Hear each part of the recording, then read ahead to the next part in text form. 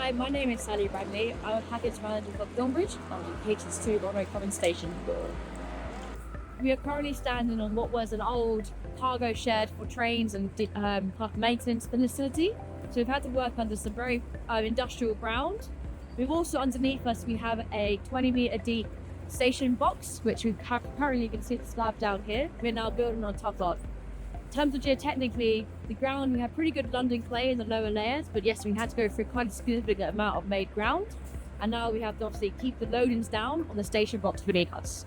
It's going to be a huge station, part of the critical path projects. There is also tunnelling that goes out of both that end, which obviously the tunnelling is also quite a major part of the scheme.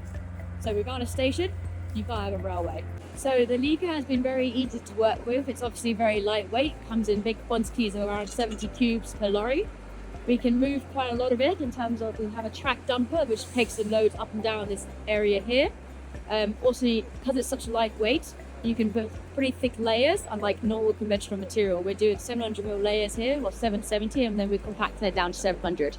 So we're building quite a lot of volume. So far, in about 2 weeks of work, we've done about over 3,000 cube compaction, packed and filled Leca. So it's been quicker than normal fill. So the HS2 station box is approximately 1 kilometre long. This half of the station box is known as the west box. We have about 6 to 7 metres of level difference between the existing road, the new road that we're putting in, and the station. To keep the load-ins on the underlying station box, where we have piled foundations and then a slab that goes over the top, a roof slab, the designer has stipulated the lightweight material, which is obviously lightweight, keeps the loads of the box down, and means we can put this massive amount of fill in without having too much load.